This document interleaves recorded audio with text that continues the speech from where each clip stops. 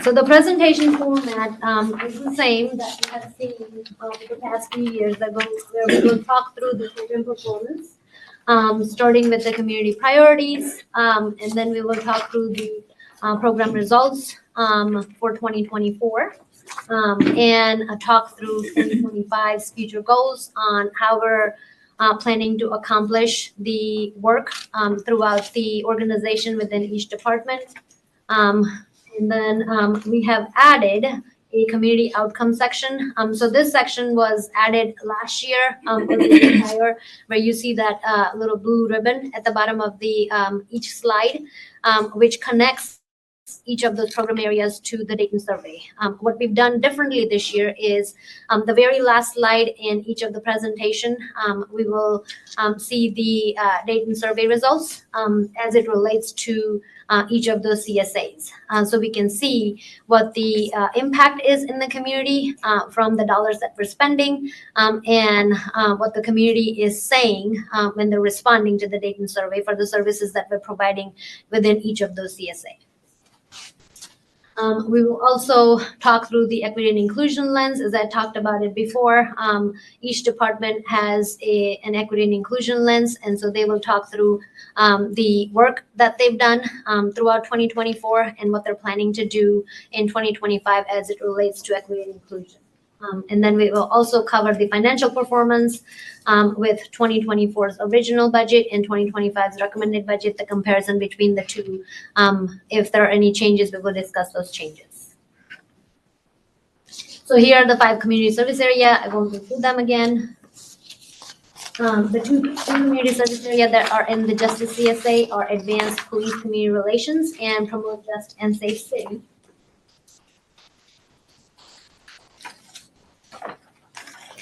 So for the Justice CSA, Community Priority Promote Just and Safe City has a 5.3% or $4.6 million increase in the budget over 2024. Advanced Police Community Relations Priority increased by 3.3%. This is largely due to the wage inflation offset by one health insurance holiday, which you will hear throughout the presentation. The health insurance holiday will have an impact on year-over-year growth within each of the program area and each of the budgets. And additionally, you will also hear throughout the presentation is the reduction in contracts and material, which is reducing the overall budget. Not by much, but there is still a slight reduction in contracts and material that is impacting each of the budget. In total, for Justice CSA, there were 9 less FTEs in 2025 compared to 2024.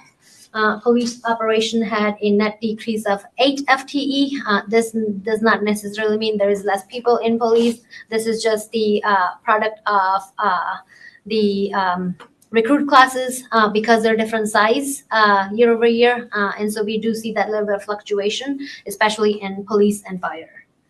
And then the clerk of court decreased by 1 position. Excuse me, not clerk of court, municipal court decreased by 1 position. This is also just a matter of not budgeting for that position, not necessarily municipal court not having that position.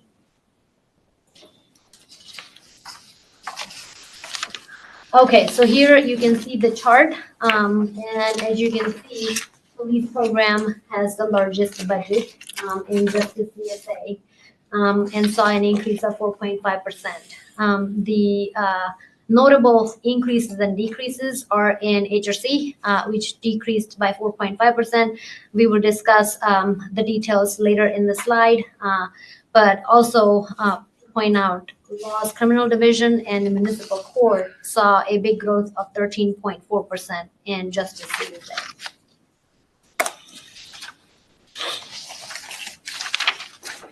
Okay, so starting with the Mediation Center. Mediation Center has a total FTE of 12 in 2024. These FTEs did not change in 2025. Their personnel budget is up 3.2%. And this is largely due to the inflationary wage adjustments. And the contracts and material budget is up 3.4%. And this is largely due to the reduction in other professional services that are in line with 2024 trends. And software as a service, there's a slight increase, which is for planned implementation of phase 3 of the mediations data management tool. And so that's why we're seeing that 3.4% increase in contracts and material. What I forgot to mention is the priority. This is the Advanced Police Community Relations priority. And then I am going to hand it over to Michelle to talk through the program performance. Thank you, Abby. Good morning, everyone. Good morning. Mediation's strategic objective is to provide a productive and constructive process for people in conflict. And the way we do this, how we're measuring this, is we're looking at our mediation response unit. One of our goals is to reach people at the earliest point in their conflict. And so the MRU has been able to help us do that more effectively. And so one of the measures that we're looking at is the number of 911 calls dispatched to the mediation response unit. And we are on track to reach our goals for 2025 or 2024, and our target is 3,000 for 2025. One thing that's really exciting about our new database is that we're not just going to be looking at number of cases that come in. We'll now be able to see the activity within that case. So we can see how many calls we make to people, how many times they call us, mediations, conflict coaching.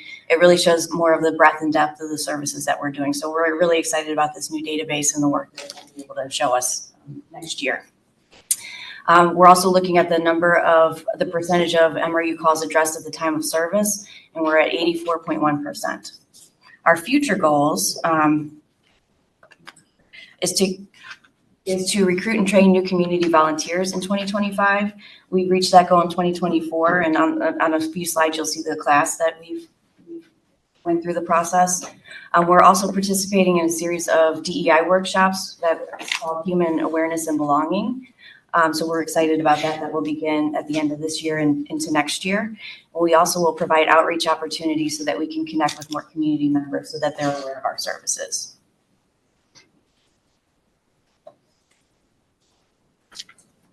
Okay, and again, measuring our progress, we're looking at a lot of new measures this year.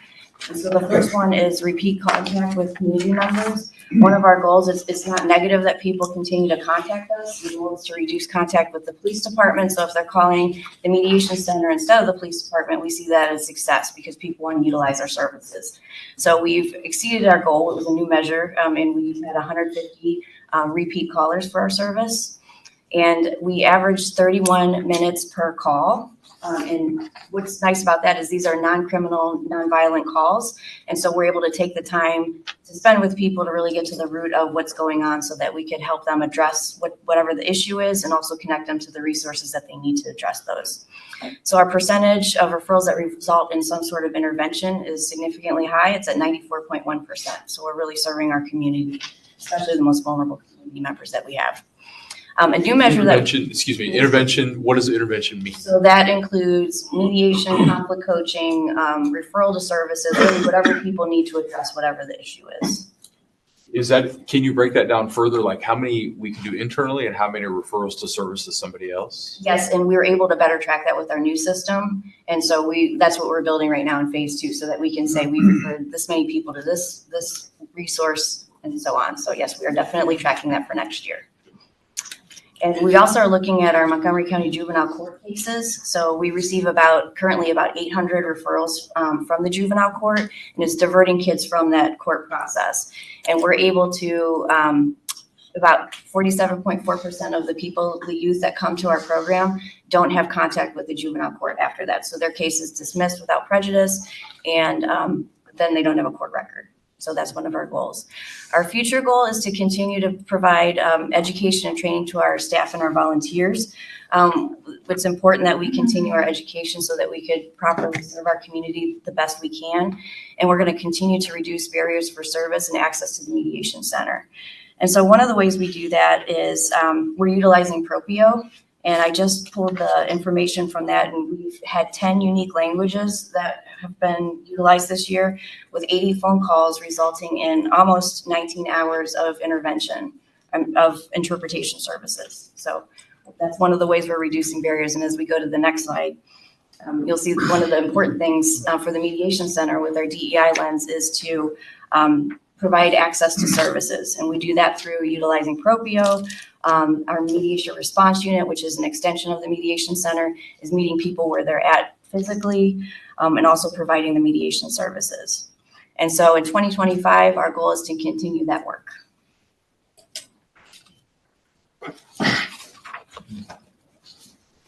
Okay, next we have, we're changing priority here to promote justice and safety, starting with the Civil Rights Compliance Division.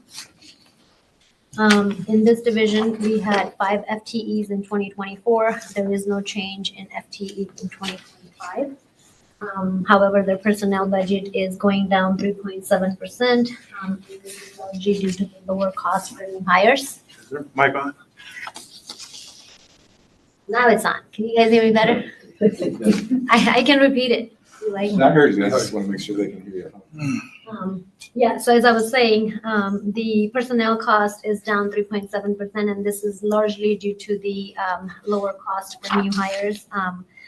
As we continue to fill positions, we are hiring people as the market has corrected itself somewhat, we are able to hire people at the starting rate as opposed to the higher rate that we were experiencing.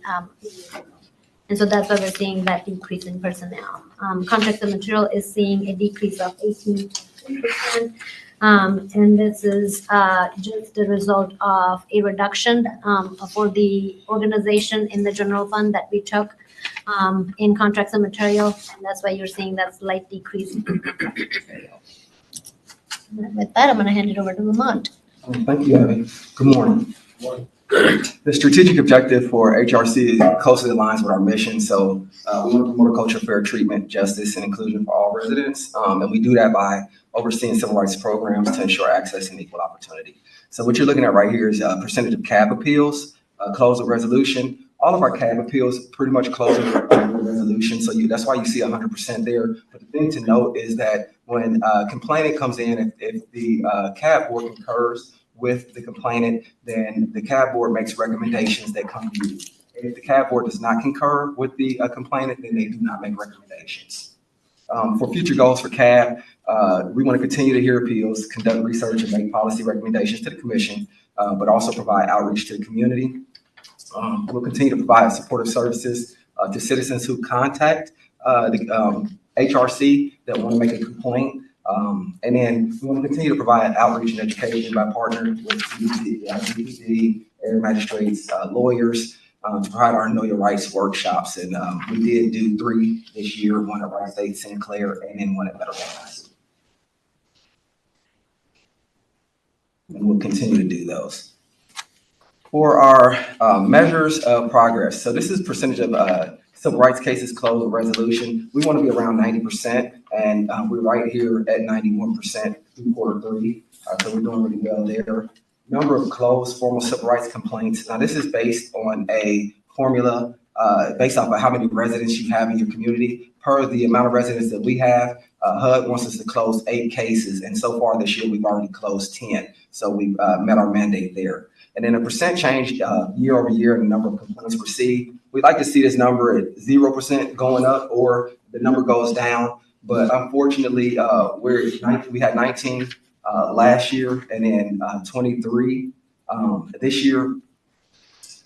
We're going to see with the problems that we're having in housing and things of that nature, and with our staff and with our outreach, people know more about what HRC does. We're going to see these numbers probably continue to go up for the next couple of years, even though we want them to stay at 0 or go down. For future goals, our Office of Justice and Inclusion will continue closing at least 8 cases per HUD, and they have a new formula now where they're actually sending us 10 cases per month. So I think closing 8 cases is probably it'll go up a lot more because HUD is now actually sending us 10 cases per month themselves. Proactively, we want to pursue enforcement actions against discriminatory organizations. We'll continue to offer trainings along with outreach to our community around civil rights. And then we're going to continue to provide our DPD and fire trainees with Community Orientation Day, cultural competency training. And we actually just had one on Monday with the police recruits. And this is where the new recruits for fire and police come in, and we're able to bring different persons from the community. So they will better in their tool belt know how to interact with those communities. So somebody with disabilities, LGBTQ community. We bring people in from housing. We bring people in from our internal departments as well. They go out and have to do work with the police. So when they get ready to go out and hit the streets, they have more knowledge about different communities and who they're working with. All right, so for 2024 outcomes, we held 3 community field board public hearings. We had 2 community organization events, and just talked about that a little bit, and then we actually did 3 Know Your Rights panels. We earned over $50,000 in federal dollars for federally compliant investigations. So HUD pays us. They don't cover our entire cost, but HUD does reimburse us up to a certain amount for cases that we close, that they deem that we close them well, or we follow HUD mandates when we close those cases. We total awards, actually, this was updated, it was 40 when we did it last week. It's now 55,000 for victims of discrimination. This is in addition to conducting release and organizational training. So sometimes the money is not just enough. We also look for injunctive relief, where we ask certain persons, landlords, to stop doing things. So, you'll see injunctive relief a lot. This year, we received 63 discrimination complaints. We assisted more than 58 citizens. People call us outside of just HRC. Sometimes we get calls for other jurisdictions. Sometimes we get calls that are not, that we cannot take because they're not in Dayton, or because we don't have jurisdiction over those areas. And so we still help those citizens and refer them to the right places so that they can get the help that they need. And then we held 15 events, including our DPD and DND Fire Community Orientation Day. Our equity and inclusion strategy, we want to continue to extend the outreach of CAB. So we want to do more education and outreach so that people understand what CAB does and knows about CAB. We also want to provide education on outreach events to spread awareness of services provided by the HRC. Right, the next program area is, I had a question, Mr. Hall.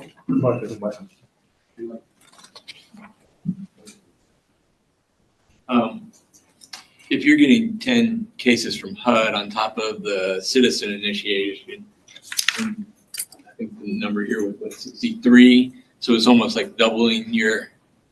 The number 63 was number of complaints received. Even though we took 63 complaints, we don't have jurisdiction to cover all of those cases. So that's not necessarily the 63 number doesn't mean that we're going to see, that we saw 63 cases. But we will see more cases, because when HUD sends us a case, it's pretty much a jurisdictional. It means that it's a case that we can take. Yeah, you're looking at 120 cases just from HUD, right? Yes. What percentage increase is that over the current year? So we received these 63 cases that were citizen initiated. We also, the 120 inquiries we'd received from HUD would theoretically be a 200% increase, but those are all going to need to be vetted. Just because it's in the city of Dayton doesn't mean we're ultimately going to accept the complaint. There's still a lot of screening that has to take place for us to determine that the complaint meets the jurisdiction. Without getting into legalities of it, there's still a lot of things that need to meet to actually be accepted. So it's not actually a 200% increase in cases we will actually investigate. How are we going to hit that percentage of cases closed with resolution at 90% if we're seeing that large of increase of HUD? The percentage of cases closed at 90%, that's based off of the number of cases that we close. So if there are 30 cases still open because we haven't closed them yet, that won't matter. We should hit our 90%. And when you see, mostly all cases will close with some sort of resolution, but when you see let's say the 10% now, those cases are, I'm trying to think of the correct term for it. Let's say I make a complaint against you to HRC. HRC looks at that. We have 10 days to notify you that there's been a complaint made against you. And then you may say, Lamont made a complaint against me. You pick up the telephone and you call me directly, and then you settle it without us helping to settle it. HUD doesn't like that because that's not in the public interest. And so what happens is, what you're doing to me, you're probably doing to other people, but you settle with me, so now you're still doing it to the other people because they don't know to make a complaint. So HUD code calls that an administrative closure is the word I was looking for. And so we do get administrative closures because landlords are calling or somebody fails to cooperate after they make a complaint or just doesn't work with us and we can't close it. So HUD really looks down on administrative closures because they want us to close cases in the public interest. Real quick, so they send these extra cases to us. Is there any funding associated with this? That's a great question. There will, like I said before, there is not right now. We typically get about $74,000 a year from HUD, but as you see in 2024, we actually only got $50,900. In 2023, we got $74,000. They cover some costs based on the cases we close that they deem that we close to HUD mandate. But a case could easily cost us $20,000 or $30,000, and the most we would get from HUD is about $8,000 at max. So there's not additional funds. To answer your question, there's not additional funding for the additional cases, no. Well, I think I already know the answer to this, but is there then an opportunity to kind of combine all this together, and then when you look at funding for the following year, would you be able to make a case for additional funding? Yes, absolutely. We can make a case for additional funding, and we've already actually had some conversations this year. It's a really tricky structure with, you got to think we take HUD cases, but we also take cases that are not HUD cases, and therefore we get no funding for those at all. And those could also go to court as well. So just depending on that.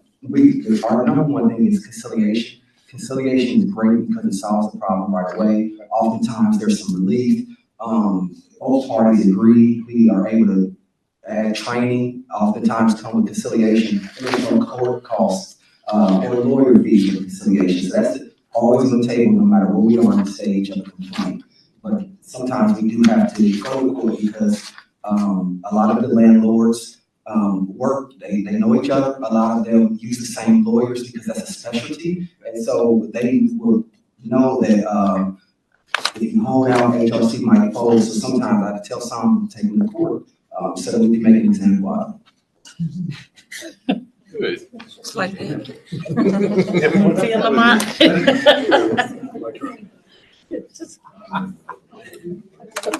No, leave it. Good. Ready? Staying within the same priority of public health and safety. Our next program area is loss criminal division. As you can see, criminal division has an increase of 14% in their personnel cost. This is largely related to the change in health insurance plan for a few employees and the health promotions, along with the visionary wage growth. The position count did not change in 2024. They had 12 FTEs, and in 2025 we're keeping with the 12 FTEs. In the contracts and material, criminal division saw a reduction of 4.7%, and this is associated with that organization-wide cut in contracts and material, which was based on 5-year trend data, and so that's the reduction in contracts and material. With that, I'm going to hand it over to Stephanie. Thanks, Abby. The strategic objective for the criminal division of the law department is to promote public safety and pursue the interest of justice for all. Oh, sorry. All right, let's start again. Strategic objective for our office is to promote public safety and pursue the interest of justice for all.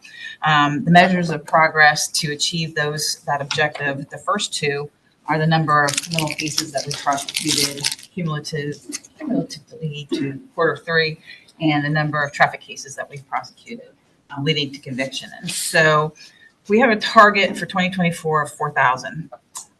I'm reluctant to use a target amount because there are a lot of factors that are in play that are out of our control to determine how many traffic cases are created or tickets issued or how many criminal cases are filed. I wanted you to have that information. In this particular, so far this year, we've prosecuted to conviction 2,874 criminal cases and 3,316 traffic cases.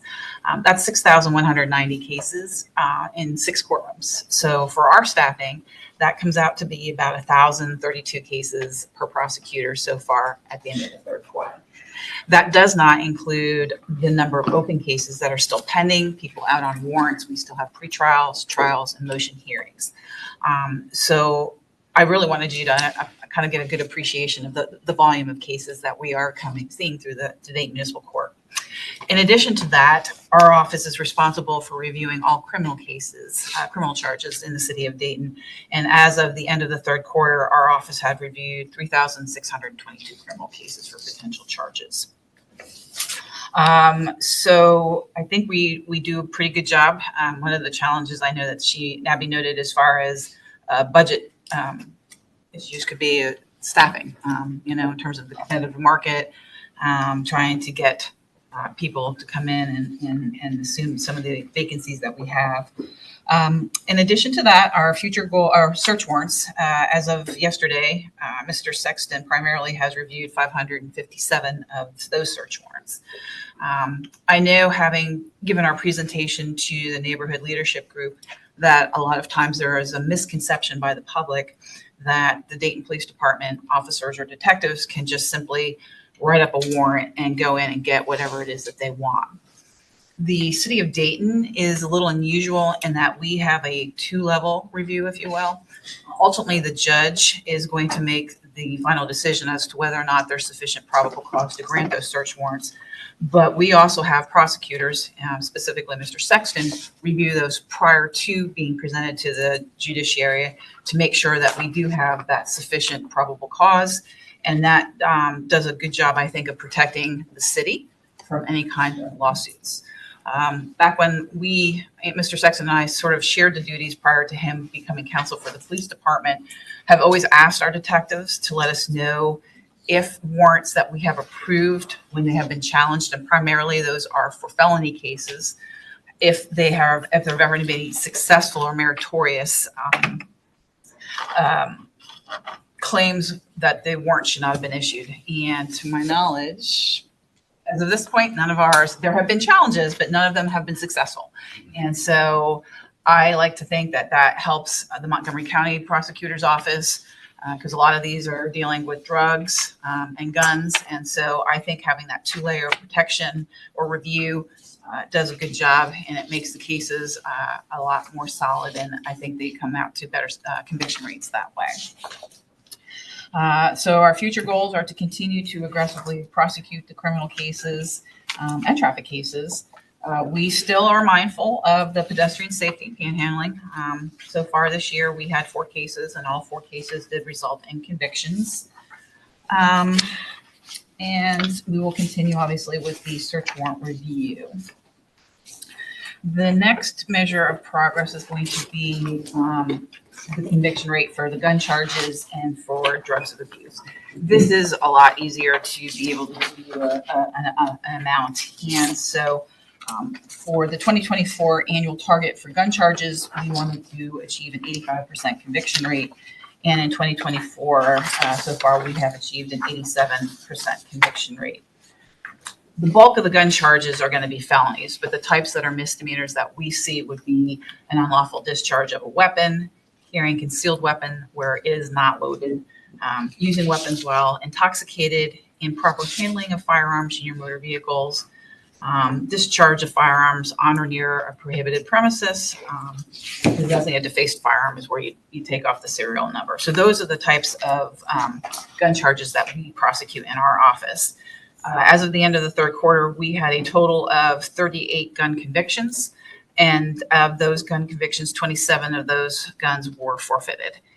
All 5 of our municipal court judges have forfeited the guns when requested by our office. As it pertains to the drug abuse instrument case, those numbers continue to go down in terms of the number of cases that we're prosecuting. Again, I think part of that is the change in the process of how the Montgomery County Prosecutor's Office handles their drug cases. A lot of the, with the syringes, typically you're going to see fentanyl, heroin, those types of drugs. And of course, those are felony drugs. It used to be that the county would make a charging decision prior to receiving the lab results, whether or not they were going to accept those felony drug charges. We have now, I think this is maybe our second year, we now partner with the Hamilton County Coroner's Laboratory as opposed to Miami Valley Crime Laboratory. And so the county has required the results from that lab prior to approving charges. So we're holding off. The agreement with the police department was for us to hold off making those drug abuse charges prior to the drug abuse instrument charges prior to seeing if the county will take those along with that felony. If for whatever reason the county refuses to take the felony drug charge, then the detectives will come back to our office and represent to us for us to be able to take those drug abuse instrument charges. Our conviction rate target for 2024 for the drug abuse instruments were 85%. For 2024, at the end of the third quarter, we have achieved a 90% conviction rate. The goal here isn't to put people in jail, but to get them into having the assessments that they need and get them the treatment that they need as well. Even though our numbers are lower, I think it's better if they can actually go by way of felony. There is a greater amount of jail time hanging over their head for that incentive, but they also have more comprehensive programs and programs that are longer for the drug court. So they have more resources available to them, I think, to help that problem. Our future goals obviously are to continue to aggressively prosecute the drug offenders and to prosecute the drug abuse instrument cases. Clearly, those things are kind of go hand in hand when we see them. With respect to the equity and inclusion lens, we are going to continue to work to address gun activity throughout the Dayton neighborhoods. I always kind of feel that telling you that we've had 38 gun convictions is sort of an underwhelming number. But I did want to let you know, because I think this is a better way of looking at it. Obviously, in 2022, there was a change so that you are qualified an adult to carry. Now, there are a number of different types of crimes that you can be convicted of that will prevent you from being a qualified individual to carry weapons. And a lot of those are misdemeanor cases. So this is where we come in. So for cases involving domestic violence, assault, aggravated menacings, violation of protection order, child endangering, inducing panic, and arson charges, once you've been convicted of those offenses, you may not lawfully possess a weapon for 3 years. So we had under 183 people who are now no longer able to lawfully carry guns for a 3-year period of time. With respect to resisting arrest, that carries a 10-year disability, if you will, and we had 56 individuals who pled to that charge and now for 10 years may not lawfully possess weapons. Our total amount so far for just the end of the third quarter is 239 people who may not lawfully carry weapons. So I'd like to think we're helping out in that respect. Now, whether they carry them or not, obviously, is a different story, but at least lawfully they're not able to do so. And if they are found in possession while they are not permitted to have those guns, there are a host of state charges as well as federal charges that they can be charged with and convicted of. And so that may lead to more severe consequences. So I think as far as our 2025 equity inclusion strategy, that's kind of what our goal is, to continue to do that. With respect to our drug abuse instrument, our drug cases, we are still trying to address the most vulnerable population and get them the assistance that they need rather than putting them in jail, and continue the conviction rates that we are looking for in those two categories.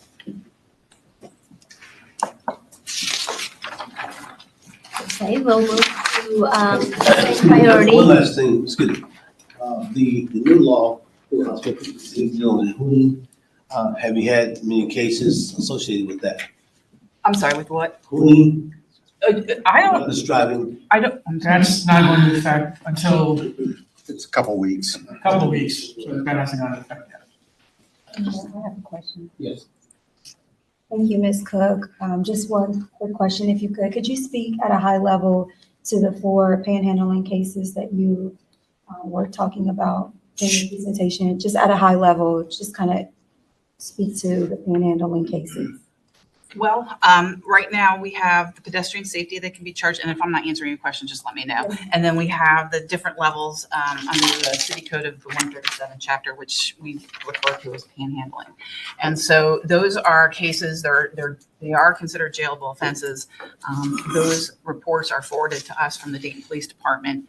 And then we go ahead and when I see those types of offenses, because I am cognizant that you do start to see maybe some more people when I come off of 3rd Street or off of 75 South. I'm starting to see them there. When you get around maybe the 35 area, you're starting to see them there.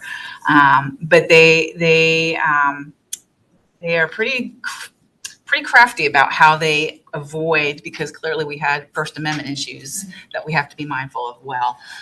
So I'm not seeing the number of cases being forwarded to our office, but I would imagine it's probably because there are a lot of other, I don't want to trivialize the panhandling and the pedestrian safety, but I know they're a lot more significant, especially around the gun aspect, that I think the officers are concentrating on. And I hope I answered that. Okay. Mayor, if I may, just in response to your question, while that has not gone into effect, I can let you know that in speaking with Dayton officers, and especially our state troopers, when they see that, while they may not be actually charged with the charge of hooning, if there's like a reckless operation in terms of, you're doing 100 miles an hour in a 60 mile an hour zone, if they're not using they're violating, they just might be minor misdemeanor traffic violations. They are honing in and trying to at least get those folks charged with those types of crimes up until maybe when we have that new law in effect to use as a tool.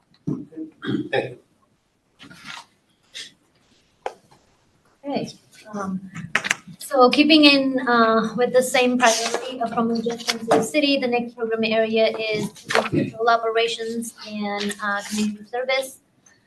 In this program area, the personnel cost is $23.5 million. It is a reduction in personnel year over year by 8.7%. And this is largely due to the less position in 2025. So 2024 included 205 positions, 2025 includes 188. As I mentioned, this is not a actual reduction in the police staffing. Last year, we budgeted for 17 lateral positions. We've been having a hard time hiring those laterals. And so this year, those positions are not included in 2025's budget. And that's why there's a big difference between the numbers. The contracts and material, there is an increase of 5.2%. It is $1.6 million for 2025. And this is largely, that increase is largely associated with the higher security cost for the security services that we're providing for the municipal court. With that, I'm going to hand it over to the chief to talk through this. Thank you. Mayor and Commissioners, good morning. Our strategic objective is to fully implement evidence-based practices that support a community policing model with intensive community participation, to serve as a regional model for developing a safe environment on public streets for pedestrians and vehicle traffic. One of the measures that we have here is priority 1 and priority 2 response. The target is a national standard, less than 7 minutes for priority 1 and less than 9 minutes for priority 2. We need both of those standards. We are at 4.3 minutes for priority 1 and 8.4 minutes for priority 2 response.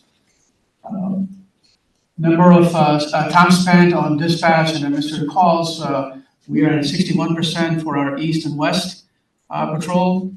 This is an increase from last year. We were at 60%.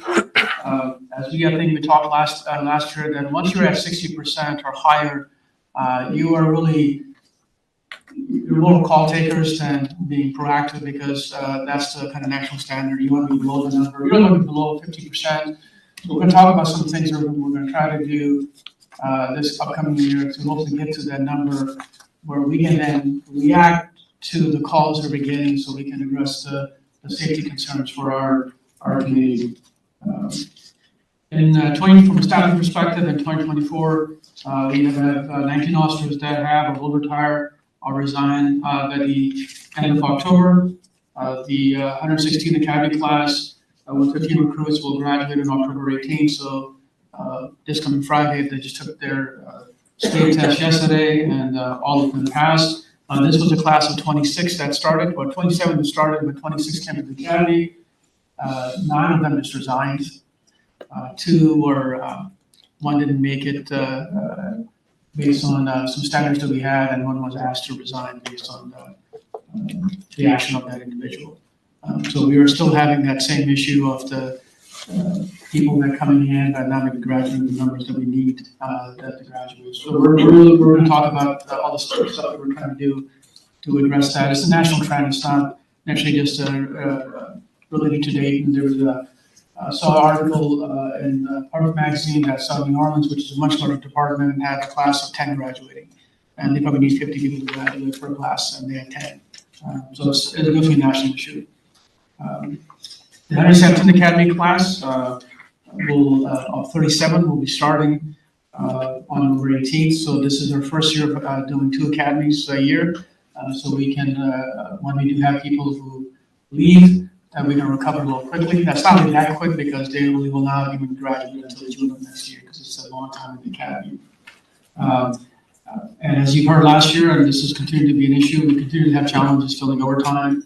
Contract and supplemental flight implementing process only to accept functions with strong need for sworn officers. So we're looking at what can we do to either encourage our officers to work overtime or things that we just say no at the front. Now there's some events that are very important to the city, and we fully take part in that, especially when it comes to we just did one with Dr. Russell Ward, where we were able to use staffing, regular staffing, to be able to help with the first initiative of the walk with the kids. Future goals through robust recruiting, and the department seeks to increase staffing. We will continue to collaborate with civil service to increase recruiting and training and hiring efforts to maintain personnel numbers.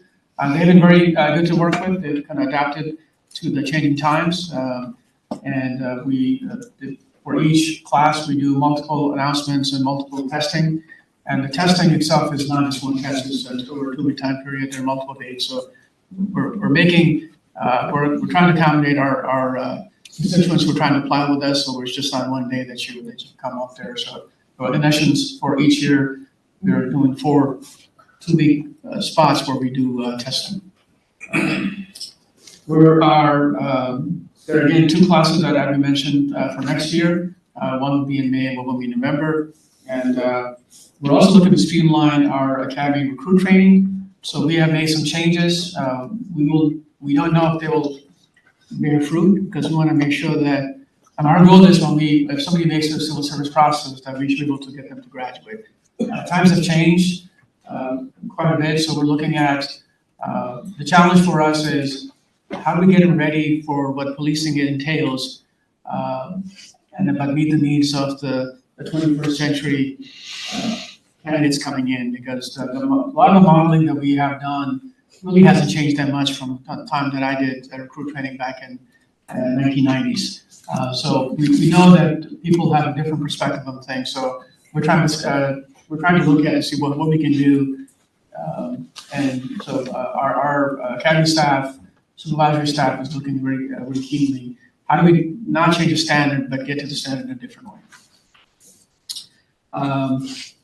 The other thing is that we're trying to implement a new and more efficient online crime reporting system to replace the previous online system that we had. We are in the final testing phases of the software that citizens can use to report crimes, which may reduce some labor hours for officers.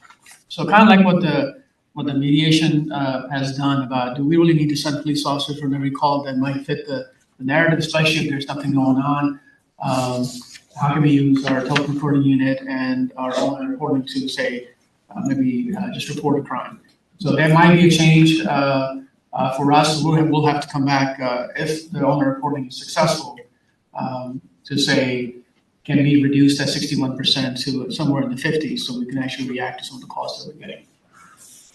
Next slide.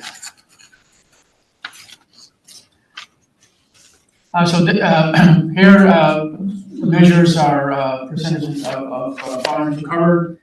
So in 2023, Dayton police also recovered over 1,000 firearms. There were 796 firearms recovered in the third quarter of 2023. Our goal is to maintain this number. At 2024, we are slightly down. We have 766 weapons that were recovered, which is a 3.8% reduction. Of those 766 weapons that were recovered, 59 were recovered from juveniles. So people who are under 18 who had no right to bear arms, but they still have firearms. From other contacts, there have been 177 individuals who had weapons under disability. So what Ms. Cook talked about, the individuals that were not allowed to have firearms, but they were still have it. So all of those cases are felony cases that go. So that's a pretty high number. I think I want to say that number jumped quite a bit from last year. And 4 of those were actually juveniles who were already on weapons under disability. That's sad at a lot of levels.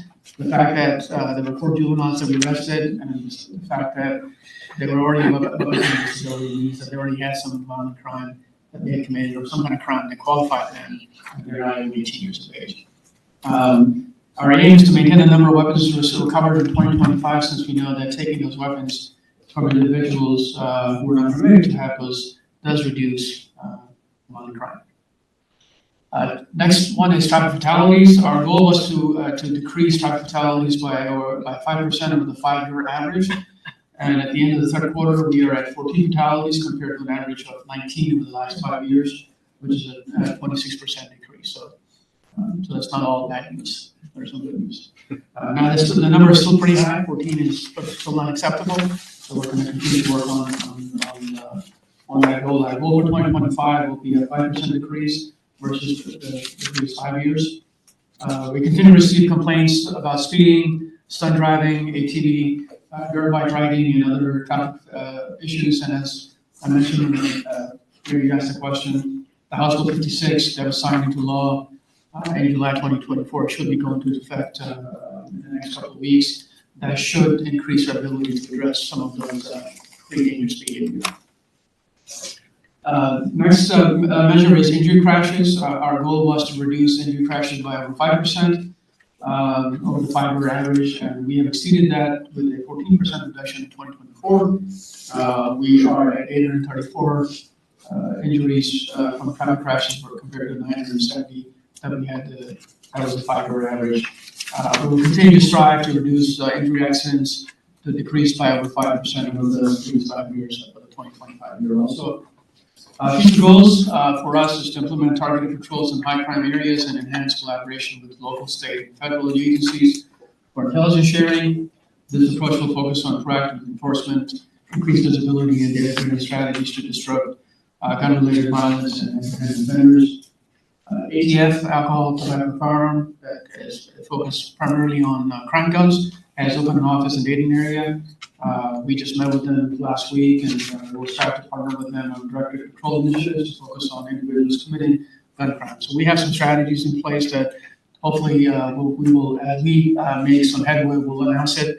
We'll make sure that everybody knows that we are going after these crime guns and individuals that we are linking, because we do have knives, so when we recover casings from crime scenes, we're able to link guns to see if they were used in multiple crime locations, and we do have guns that are used multiple times, not just in Dayton, but in the region itself. Other aspect for us is to leverage grant fundings to conduct focused enforcement efforts, utilize speed enforcement technology in collaboration with local and state agencies.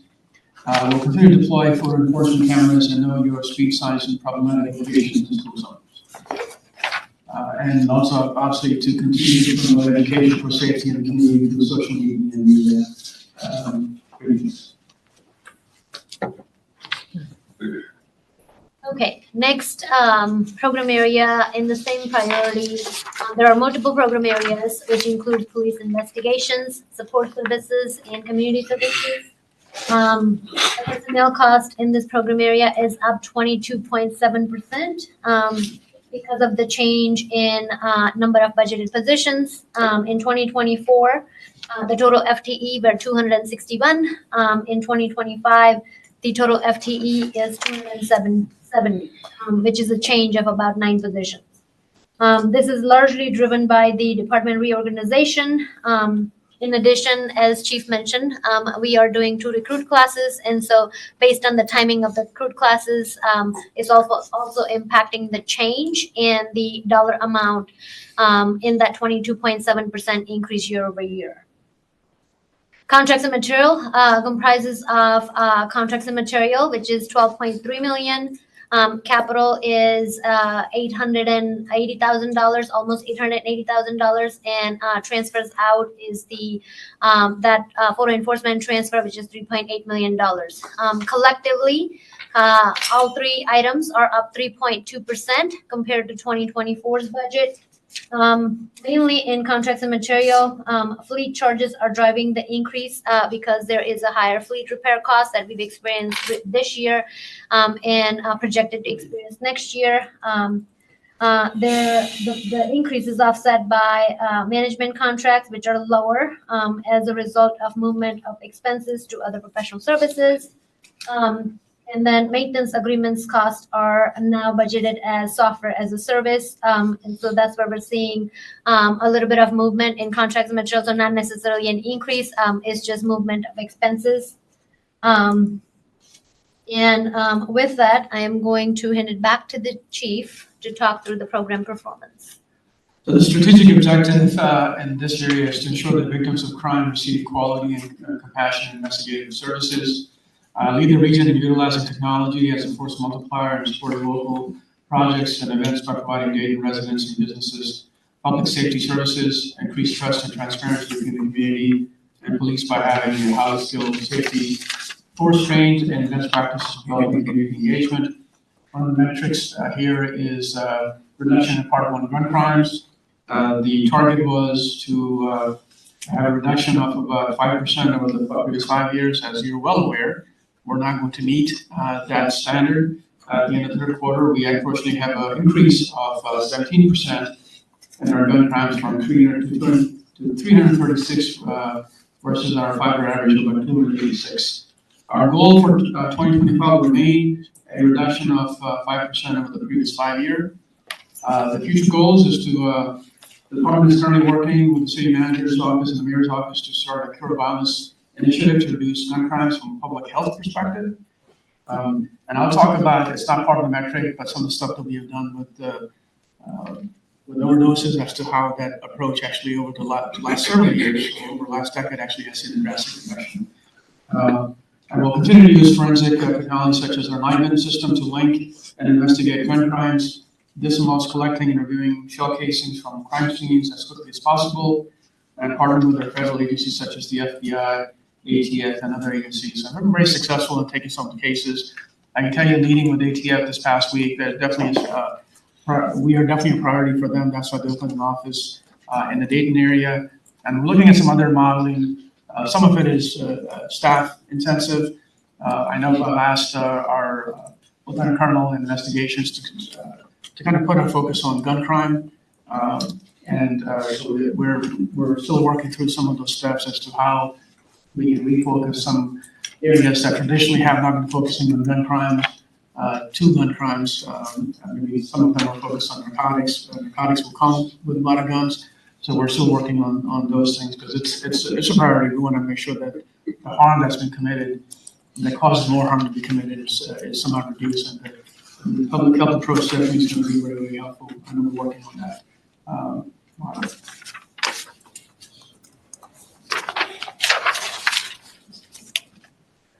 One of the measures that we have is the number of grants that we applied for. Through the third quarter of 2024, we applied for 6 grants. The total potential value of those grants is $2.6 million. This month, we'll also be applying for the JAG Justice Assistant Grant in the amount of $165,000. We expect to receive notification of the award later this year. So far, in 2024, the grants we applied for OBI, the Reducing Intoxicated or Under the Influence Grant, Impaired Traffic Enforcement Program for about $40,000, Selective Traffic Enforcement Program for $43,000. These grants, I believe, have already been, we've already awarded these grants. Others that we're waiting for is Ohio DoD, Department of Development and Renewable Energy Grid Resilience for $500,000.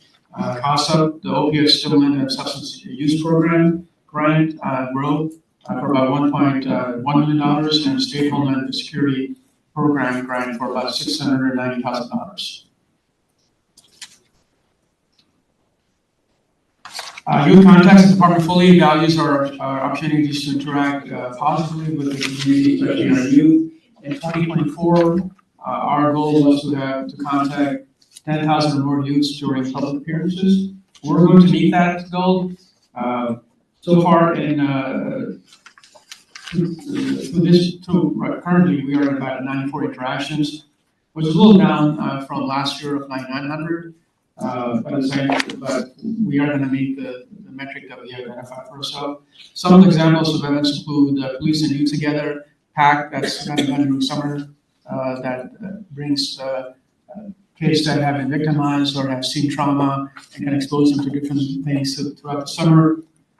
Shoes for the Shoeless, Dayton Public Schools Career Center, Connections events, gun safety classes, Read Across America, reading to the kids in classrooms.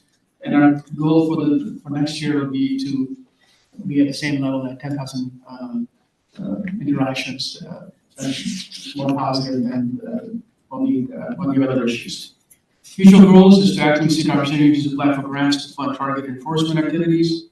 Continue to partner with Dayton Public Schools to provide criminal justice training and leverage our community engagement division to participate in community events, focus on youth outreach. Continue youth outdoor adventures program. Also this year, as part of our giving back, the command element from the police department has been sponsoring a monthly dinner with the Victory Project at the new branch.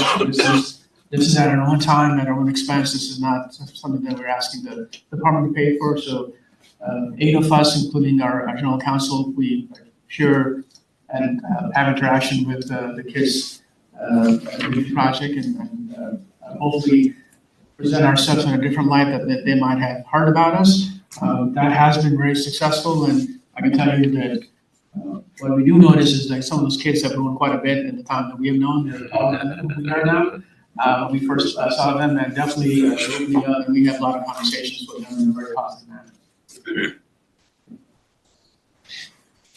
Yeah, that is committee chief and your staff on that. That's a very good program. So I've been in attendance to at least one of those. I think 2 of them, but very well done. One of the measures that we have is percent of victims contacted within 4 days. This is actually when we make contact, but not that this is not everybody going to be. The measure is when we actually make contact with them, not necessarily the fact that we call them and we don't make contact with them. The measure for the last several years is to be at 90%. Within 4 days of the complaint we received. We're not meeting this goal. We're currently 84%. This is not because of lack of trying. It's just sometimes we just can't get a hold of the complaint from the victim of crime. Most of the deficiencies is the journal assignment, property crime section, which is understaffed and there's quite a few property crimes. They have contacted over 4,400 victims out of 5,300 victims total within 4 days. VTAs, vehicle thefts, are largely responsible for the difficulty in meeting this objective. Through the third quarter, Dayton has experienced 1,465 cars being stolen in 2024. When compared to 5-year average of 625, that's 124% increase. The good news is that increase is less than what we had last year, but it's still too many cars being stolen throughout the city, and we're still looking at best practices for maintaining detective investigative workload to figure out how to make them more effective and more efficient. The other thing that we have is applicants per year. I think last year we were looking at per cycle. It's easier because our cycles they run over a different year because the May class we're in the process right now, so we have applicants this year, next year. So what we did was we're going to look at applicants per year. By third quarter of 2023, we had 689 applicants for police recruits. At the end of the quarter for this year, we are at 726 applicants. To capture the state of data, again, we talked about consulting with the advice and consultation service department. We are going to be looking at year to year So our goal will be to receive 1,000 applications a year, or we're going to meet that number pretty easily. The other thing that we just added is we do a My 90 survey through our Axon.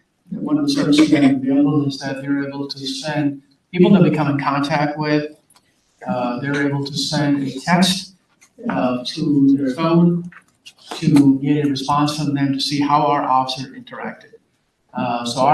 This is a new measure. Our goal was to be at 70% neutral or better. The good news is that we're at 88% neutral or better. And that's about 4,840 responses, 5,500 responses that were the text were sent. So now I'm not going to say that this is scientific, but it's just the people these are the people that our officers are actually contacting, because individuals going to go into survey at some point that the city does. That number of positivity is much lower there. I can't tell you if any of them actually had contact with our officers. People that do have contact with our officers, they're at 88% neutral or better as to how our officers are interacting with them, which is exactly what I expect. I want that number to be higher. Very few really bad comments from that. A lot of them very positive. We ask a lot of questions. We don't shy about whether we were treated fairly, do you think we were treated justly. This is something that we saw last year. A lot of departments were using because it told a different story than maybe some portray. I think that goes to the training we provide and the professionalism that we have in our department. Future goals is to implement solutions to streamline investigative workload, maintain a full-time recruiting officer, and continue to work with civil service to have multiple application cycles, and testing dates and times to have enough candidates to fill each academic class. Continue to instill a culture of respect through de-escalation and diversity training. So this is our DEI. The first lens is related to hiring. The police department will work to enhance staff diversity by focusing on strategies that stimulate the highest number of applicants from underrepresented community segments. The 2024 outcomes, we had 48.6% of applicants were from underrepresented communities, non-white males. We have attended over 355 events this September with more than 9,000 youth and 22,000 adult candidates. 2025, to continue our Dayton public school outreach, we are in the midst of a cadet program. Getting some challenges, but we're still working towards to see if we can get that program implemented in 2025. We're also joining a 30 by 30 initiatives. This is a national initiative started a few years ago. We just posted an announcement where our aim is to increase our gender diversity to females by 30% by year 2030. Currently, we are at 16% male-female ratio. Continuous testing and community engagement efforts. The second lens is related to training. All Dayton police personnel must complete annual DEI training to foster inclusive and equitable interactions. The leadership of Dayton Police Department and the select professional staff, we also attended 24 hours of training from Auspice Institute for the Prevention of Genocide and Mass Atrocity and the National Center of Civil and Human Rights, which is called Civil and Human Rights Redefining Police to Affirm and Instill Human Rights Course. This is from congregation in Atlanta. Coach Joseph, you had directed this course, and I attended the training in person in Atlanta, and I thought it was very, very useful. And so lieutenants and above and professional staff all attended 24 hours of training in 2024. Our strategy will be to continue these cultural and diversity training efforts in 2025. A few notes. I know these are not part of our metrics we have, but reference to overdoses, call for service is down by 30%. Victims are down by 47%, which is a great number because we were the epicenter of a lot of the crisis with opioids. And I think the public health approach that we've been talking about addressing crime, I think that this is a great example of public health approach to address the opioid crisis that you see a drastic reduction. At the end of 2024, there has been a significant decrease in overdose deaths by 55%, 98 from 218. With Dayton showing 57 deaths, unfortunately, but still quite a bit of reduction. Mental health calls, we're down about 4%, to 2,800 calls. It's still a lot, and we're time consuming from 3,000 calls, and we have somebody that deals with that. We have an officer that deals with the GROW initiatives and with the mental health. So I think some of that work over the years has been paying dividends. Our emergency medical admissions, the pink slip, we're down, decreased to 11%. To 1,060, that still sounds a lot, but again, this number is down compared to last year. The diversity department, as of September 30th, I just mentioned that we have 16% females. So again, we'd like to increase that to 30% by January 3rd initiative. Black, we're definitely going behind, we're at 7%. And again, we want to increase that number quite a bit. So some of the stuff that we're doing is definitely related to that. As of October 21st, our staffing will be at 332. We were 326 last year in the same time frame. 19 employee separations, 7 retirements, 11 resignations. 8 went to other agencies, and 3 just decided that they wanted to do something different. We did have 3 officers return to us that went to other departments, so hopefully more will come back. Questions? Commissioners. Yes. Ms. Lawson. Yes, thank you, Chief, for the overview. Thank you for all of the work you and your staff are doing on a daily basis.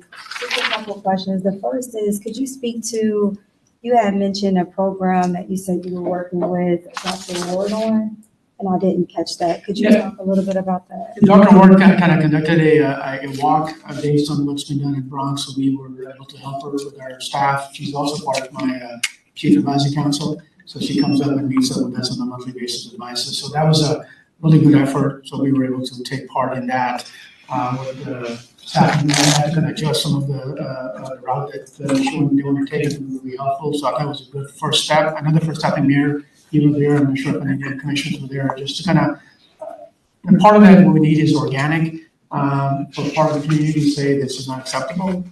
So we, the community, feel that some of the violent crime that we have in our community is not acceptable. It's acceptable, we're going to continue to have that. So I thought that was a really good first step by Dr. Ward in her area that she has to say that, yeah, this is not okay that we are being, that we have this much crime in our community. So that was the effort that we were making. And then also, do you know, or has the RFP been released for the CURE initiative, the gun violence? It has not, because what we're doing is we are working on some legal language. They had submitted a proposal to us, and the way we're doing it, I don't know,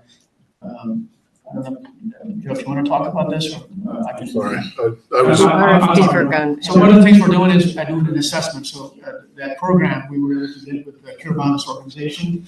We were talking to the wrong person when we got it. They have a different approach. So one of the approaches is that they will do an assessment for the city to identify what do we currently have before we even do the RFP. So what we're doing is right now is going back and forth on the legal aspect of that agreement that we presented for them to come here and do an assessment.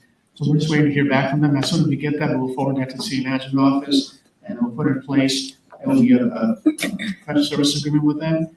And that will then determine the next steps for us. And last question, how many FTEs, remind me again? For Departments, officers. So we're supposed to be at 365 average. We're at 332 we will be at 332 as of October 24th. Now, 15 of them are going to be trained. Right. And we have several who are injured and out of commission. So that number represents all of everybody. And we hope that at least 37 about to go, now we'll graduate 37, but we'll see. Okay, thank you. Mr. Fairchild. Yeah, you gave that summary of the staffing, and could you put that in a memo to us so we can look at it? You went over it kind of quick and I didn't have some numbers.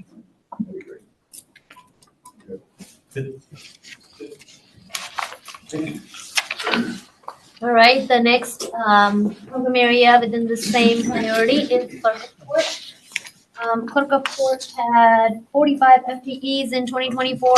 There is no change in FTEs, number of FTEs in 2025. The budget, personnel budget is almost $4.3 million. It's going up by 5.7% in 2025 compared to 2024. This is largely due to the annual wage inflation, and we have added a small budget for sick leave conversion, and so that's why the percent difference is a little bit higher than what we would have expected. And then in contracts and material, the budget is $564,000. As you can see, it's staying about the same. There is a very small increase in contracts and material budget. So with that, I'm gonna hand it over to the clerk of court. All right, so this is me. You heard all about the firearms and everything else that the police officers do. Now you get to hear about the paperwork that the court does. It's very exciting stuff. So at the clerk of court's office, what we are mandated by the Ohio Revised Code is to be the keeper of record for the Dayton Municipal Court. So what that means is pretty much any interaction that you have with Dayton Municipal Court that is not directly in front of a judge, you deal with my office. The year in review last year, we've had a slight uptick in some criminal cases that were filed in the Dayton Municipal Court. We've had a larger increase in civil cases filed in the Dayton Municipal Court.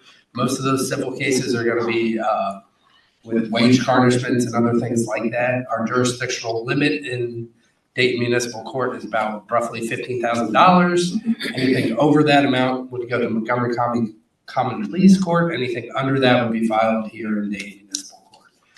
One thing with civil cases, you can choose which jurisdiction or which court you're going to file in. I anticipate that this number is going to increase as we go to e-filing and other things that make it easier for attorneys and other people to actually file in Dayton Municipal Court. One other small increase that we have had is parking tickets. This is another area that I think will increase as Dayton Police move to digital readers and printers in their car. Right now, currently, we're writing paper tickets, which are then filed in Dayton Municipal Court. We enter the data, and then people can pay those either online or come in person. In the future, hopefully, there will be a seamless transition where they could write the tickets, it would print out, and then it would automatically be inputted in the system so people can pay those tickets. A downward trend that we have seen is we are receiving less traffic cases filed in Dayton Municipal Court. We're down about 9%. Those cases are going to be your TRVs or TRTs, cases that have been filed that does not include photo enforcement. Photo enforcement is still filed in Dayton Municipal Court, and then those are paid through my office.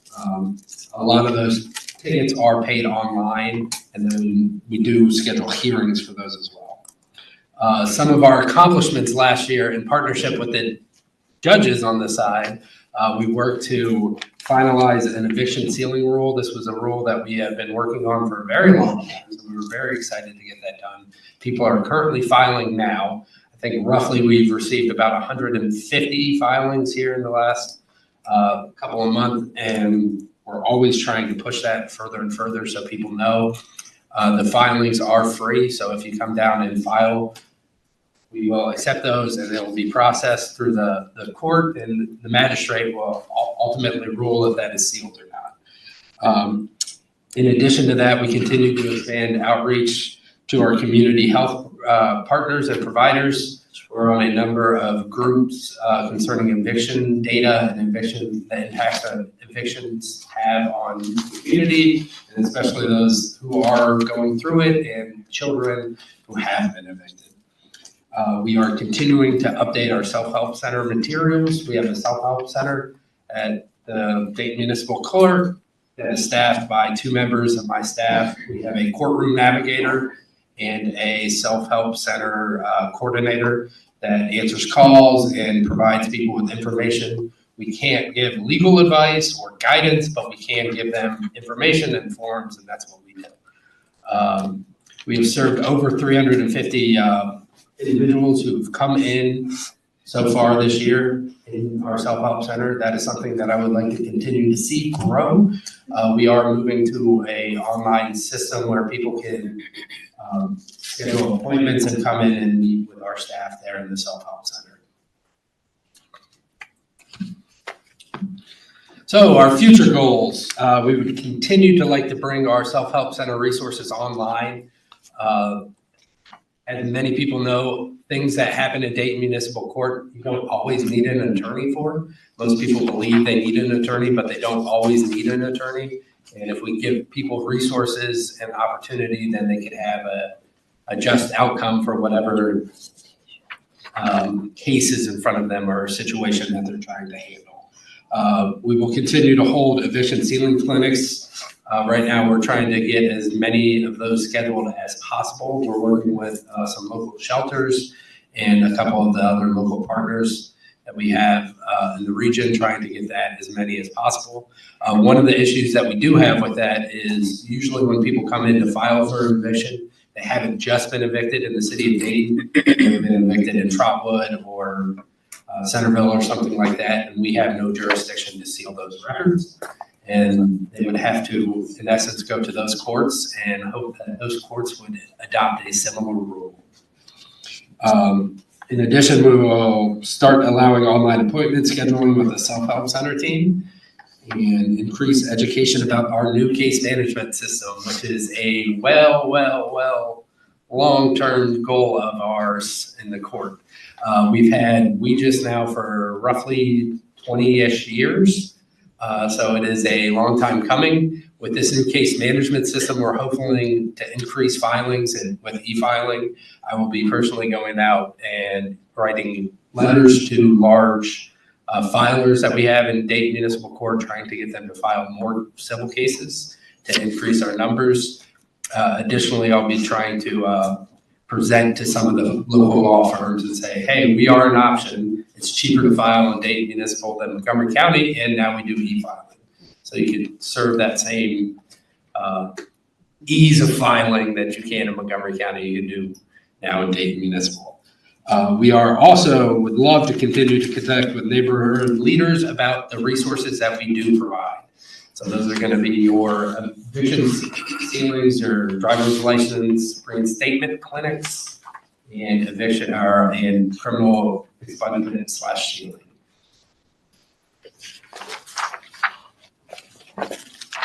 All righty, so we're going to talk about the equity and inclusion lens. So we provide services to the community through expungement of Dayton Municipal Court eviction records. Obviously, this is a relatively new thing for our office, but we are continuing to push that.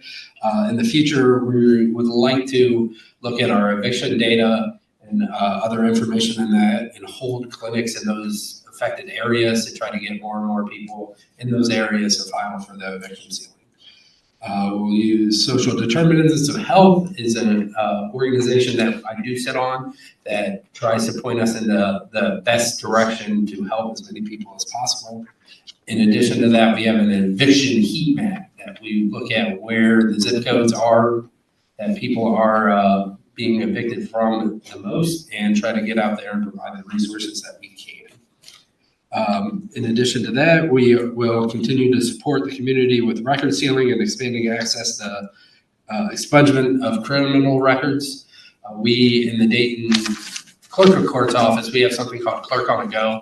So when we have partnerships with attorneys, the Volunteer Lawyers Project, and the Public Defender's Office, when they have clinics, we can go out there and accept the filings directly from them.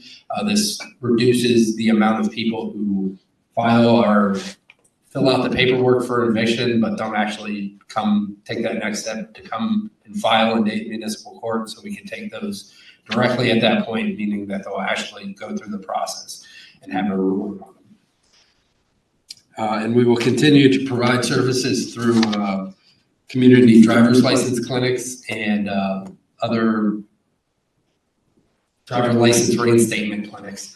One of the biggest issues that we have is individuals who don't have a license or have never had a license.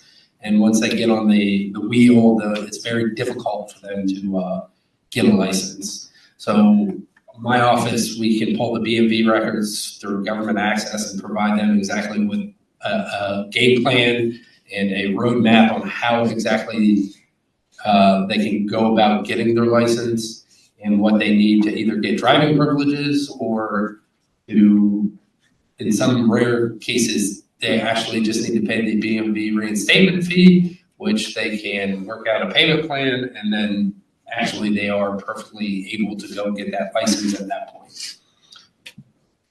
So that's pretty much the clerk of court. We are always pushing paper, so if you guys are ever bored, just come on down. Any questions or concerns? Thank you, Marty. Commissioner, any questions? Commissioner? Nope. We're doing fantastic. Awesome over there. Thank you, Marty. All right, continuing with the same priority. Next, we have municipal court. Municipal court personnel budget is $6.2 million, is an increase of 5.2% over the 2024 budget. There is a one position change, as I mentioned earlier. But however, it's not reducing the number of positions in the municipal court, it's just not budgeted. The increase in personnel is largely due to the wage inflation that is accounted for in 2025's budget. On contracts and material side, the total contracts and material, including capital, is $1.4 million. As you can see in the chart above, capital is almost a little over half of that $1.4 million at $735,000. And the big increase you're seeing, the 72% increase that you're seeing is largely in the capital because we're doing the upgrade in the 7 courtrooms from the grant funding that we've received, and also the added cost for the maintenance of the case management system. And with that, I'm going to hand it over to Judge Logan. Good morning, commissioners, city managers. I am Deidre Logan. I'm one of the 5 Dayton Municipal Court judges. I'm also the administrative judge, and I'm joined here today with Carl Henderson, who's the presiding judge, and Ann Murray, who is our court administrator. And thank you for an opportunity to present the Dayton Municipal Court. Welcome. I always say that we're the judicial arm of government, and everything that plays out in the police, prosecutor, ends up at our doorstep. We have jurisdiction for misdemeanor cases, traffic and criminal, that occur in the city of Dayton. Civil cases where the damage amount is $15,000 or less. We have first appearance jurisdiction on felonies, preliminary hearings, and things like that. We do a lot in the Dayton Municipal Court. We are proud to announce that as of January, we have a new judge.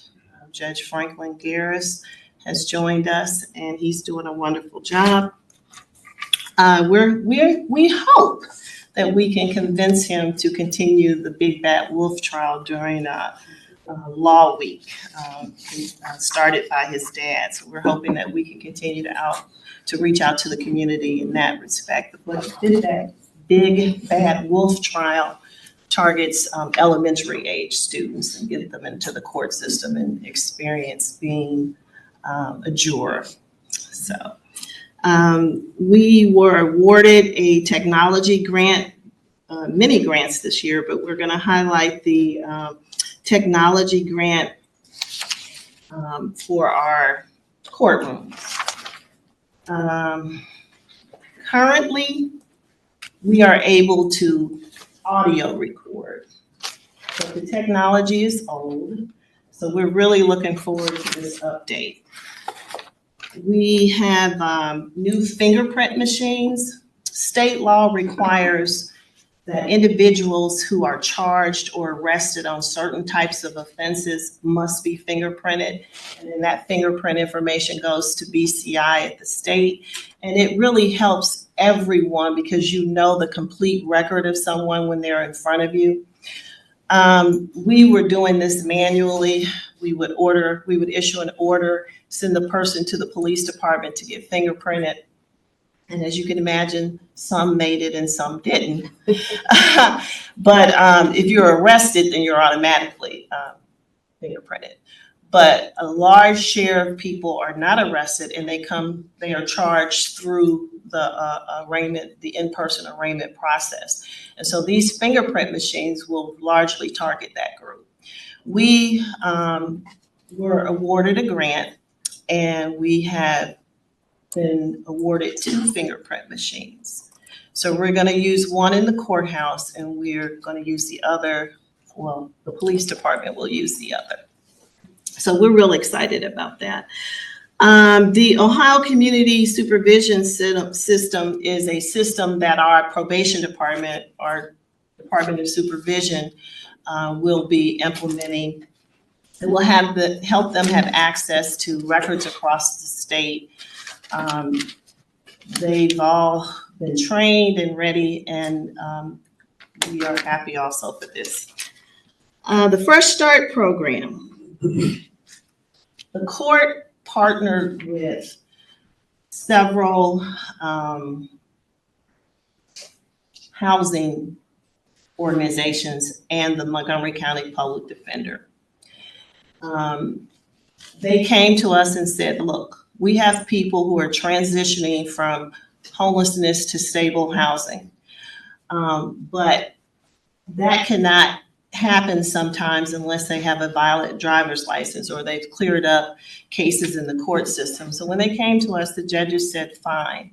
And we worked with them to set a program, policies and procedures, and the Fresh Start program was approved by the judges. So far, there have been 6 graduates from the program because it started in July. We have another graduation date set for October 31st, of which 7 cases will be presented.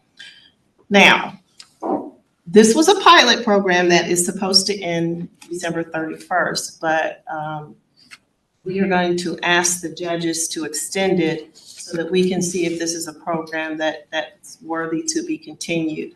The numbers are small right now, but we know that there are many individuals out there that have an issue with financial balances in the court that the court can determine are unpayable, and we can waive or suspend those fines to help someone along the process, and we're happy to do that.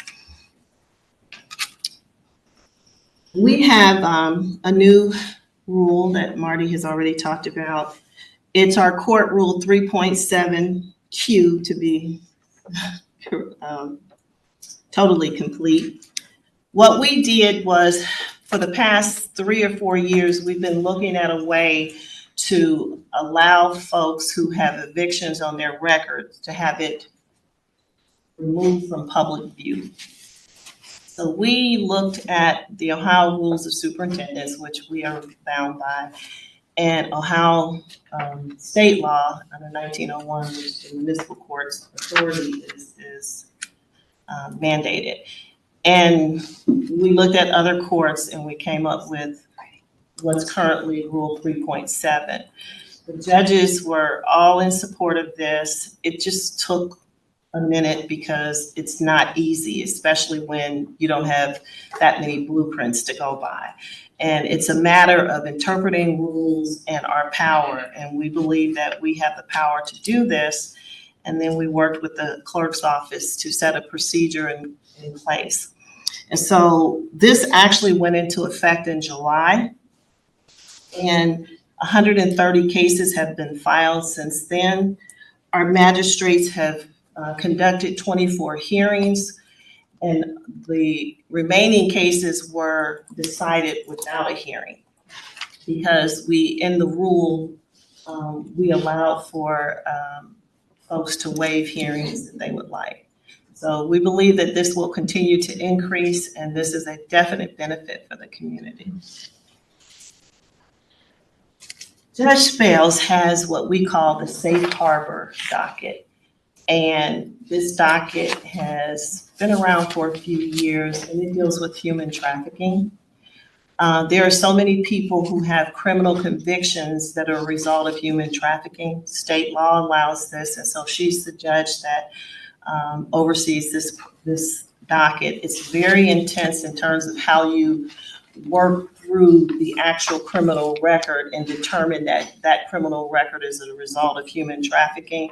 And so the numbers are small, but again, the effect is big because you're changing somebody's life for the better to get all this stuff removed.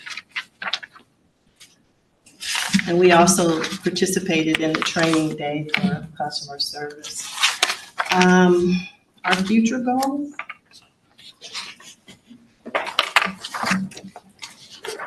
We have a new case management system for the court that we're working on, and Marty has talked about that a little bit.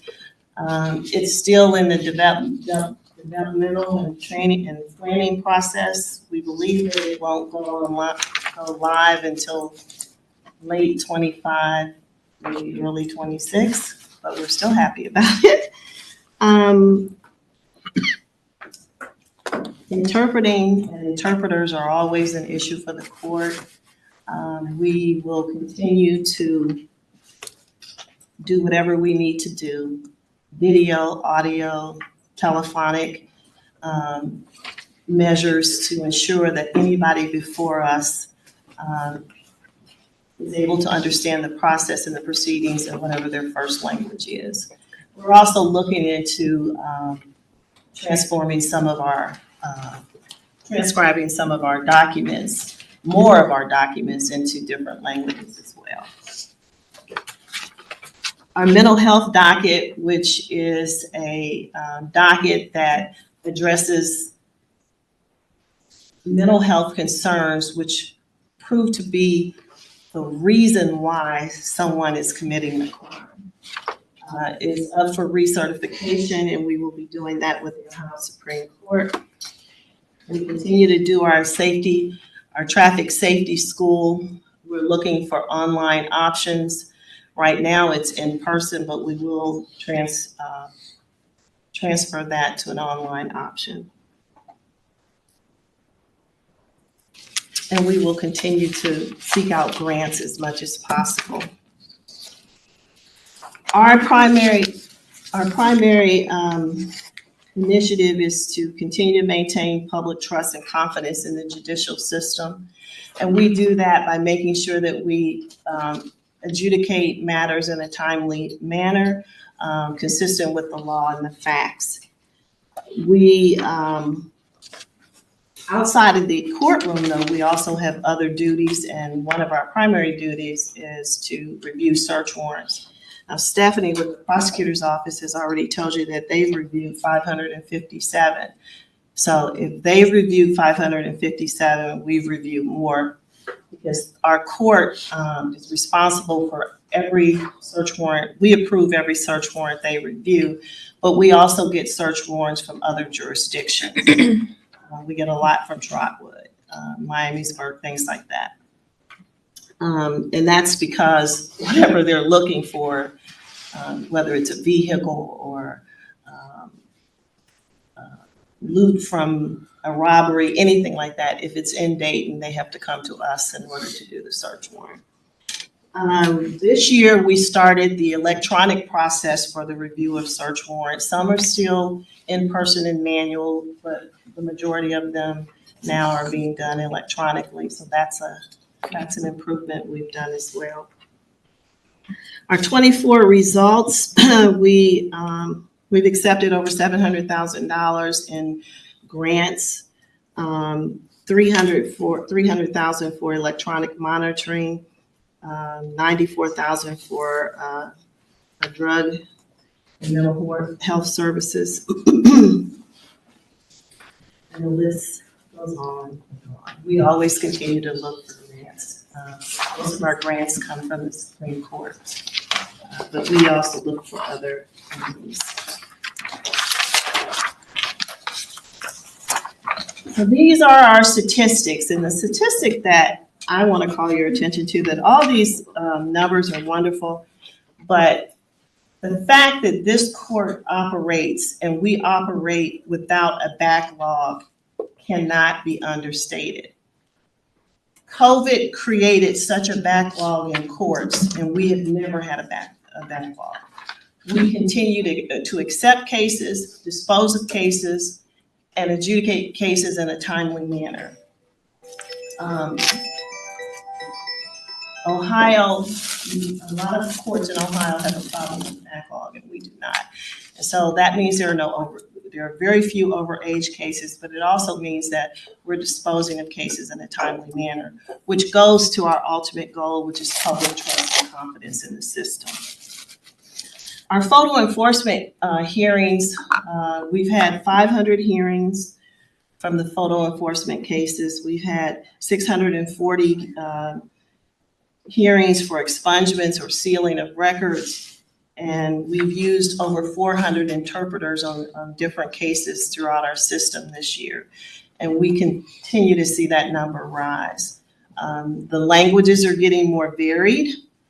It used to be, it was mostly Spanish speaking, but we have so many different languages now that it's really becoming an issue to try to figure out how do we get the interpreters. We're expanding our reach.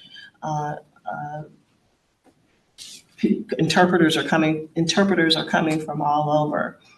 This year, I had the pleasure of having a 2-day trial with interpreters, and it was a 2-day jury trial with interpreters. It was very interesting. Our diversity, equity, and inclusion, we continue to work with several organizations, Parity Incorporated. We work with the Dayton Leadership. We work with the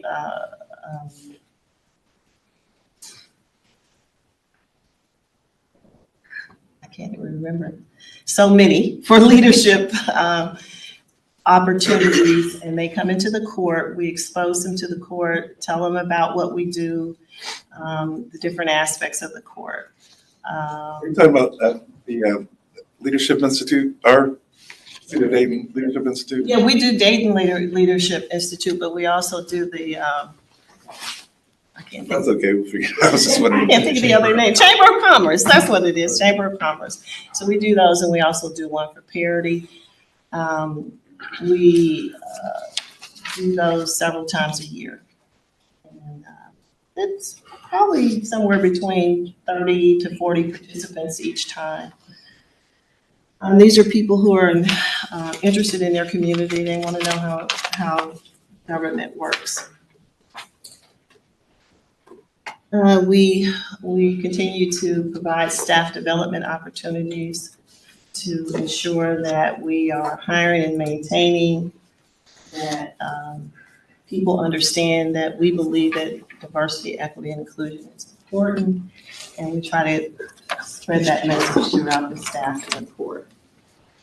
We continue to have mental health court. All of our programs are designed to help anyone who needs it, whether it's the traffic school, mental health, eviction sealings, sealing of the records, all of that. And so all of that falls under our diversity, equity, and inclusion. Do you have any questions? Questions? No, great job, thank you. Yeah, just one, the program, the trafficking program with Judge Spells, you said it's a small number, but I'm interested, you're gonna continue it again, so what's that number? If you don't have the exact numbers, it's about how many people are So retired. yeah, that program has been going on at least 6 or 7 years, and she may get 1 or 2 people a year. But those people normally have a record that's very in-depth.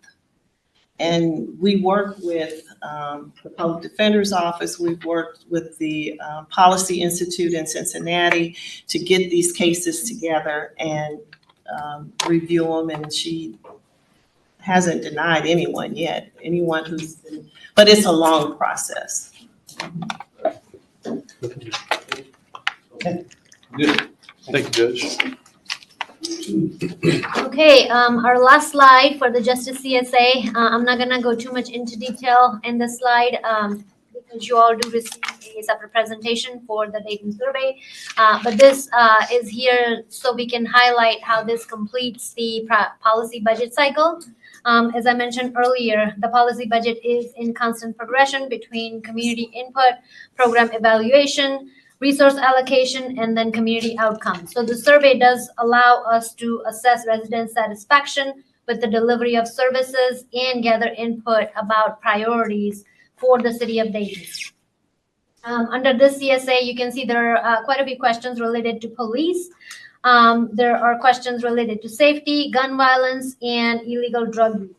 Out of the 15 metrics that are listed here, 9 saw an increase in satisfaction from 2022 to 2023. And although the remaining 6 saw a downward trend, most are within the margin of error, which is 2.7%, plus or minus 2.7%. For example, neighborhood safety during the day saw a decrease, but it was only 0.3%. So it is still somewhat in line with what we heard from the residents in 2022. The largest change occurred in the satisfaction with feeling of safety downtown, which declined by 4.6%. And despite year-over-year decline, downtown residents continue to report out the highest feeling of safety among all other land use council. And so, as I mentioned, this completes the full circle of our budget, of our policy budget process from start to finish, where we gather the input, develop the budget based on priorities, measure the output of those program areas, and then gather the input again.